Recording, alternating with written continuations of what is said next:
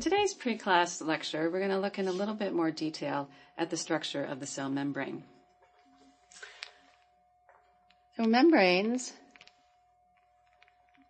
are composed predominantly of phospholipids.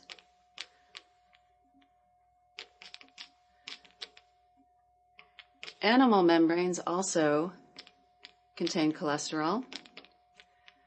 And the third component that we're going to discuss today are the proteins. Okay. And if you compare membranes from different cells within an individual, you find that in general, the phospholipid and cholesterol content are similar. It's really the proteins that lend the character to a membrane. And from looking at the proteins, we can learn more about what the function is of that membrane. Okay, so how do proteins associate with the membrane? In 1972, Nicholson and Singer described the structure of a cell membrane as the fluid mosaic model.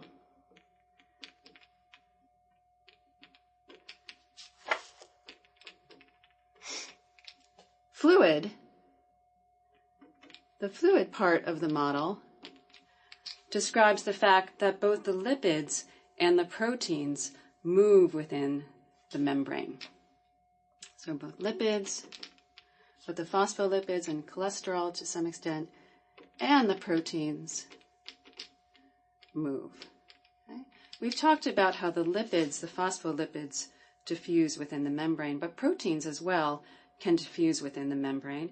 And many proteins within a cell membrane are proteins like enzymes and transport proteins that have to be able to flex and move in order to function correctly. The mosaic part of the fluid mosaic model describes the way that the proteins are associated with the lipid bilayer, and they're in a mosaic fashion.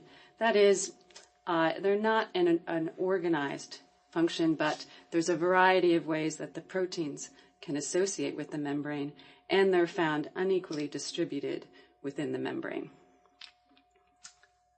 So the mosaic is the varied ways proteins associate.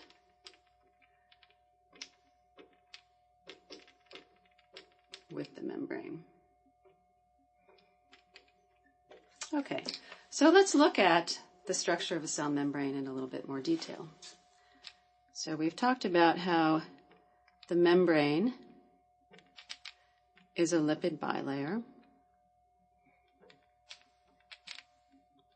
I'm drawing the polar heads and the nonpolar fatty acids. Okay. Now proteins, there are in general two different ways that proteins can associate with the membrane. First, we have integral membrane proteins. And these are actually integrated into the membrane. So I'm going to write these over here. So first, we have integral membrane proteins that span the lipid bilayer.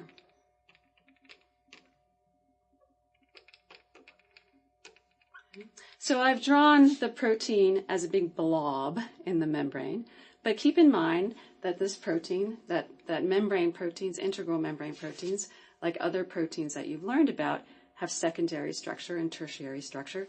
So crossing through the membrane, we might find alpha helices, or we might find beta sheets, and we also may find looping regions.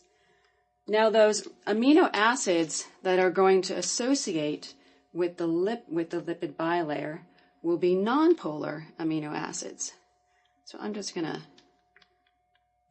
color code this region of the protein that's embedded within the lipid bilayer and associating with the phospholipids or the cholesterol that's in the bilayer is going to be hydrophobic. And these would be nonpolar amino acids, okay, in that region.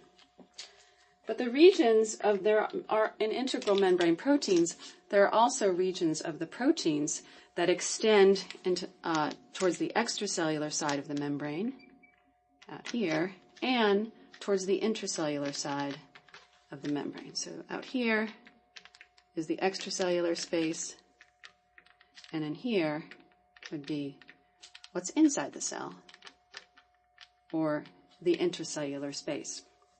And these regions that I've color-coded in pink would be polar and hydrophilic.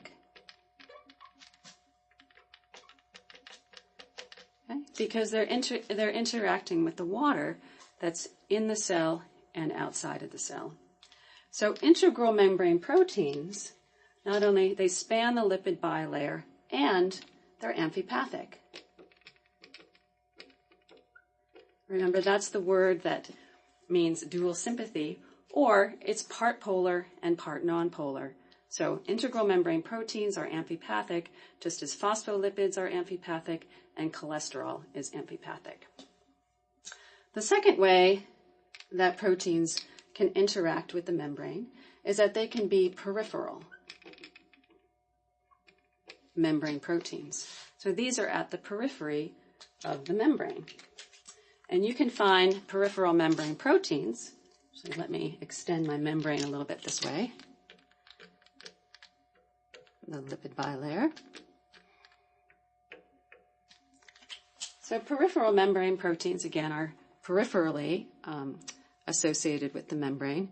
And you may find them loosely associated with the membrane on the extracellular side of the membrane and or on the intracellular side of the membrane.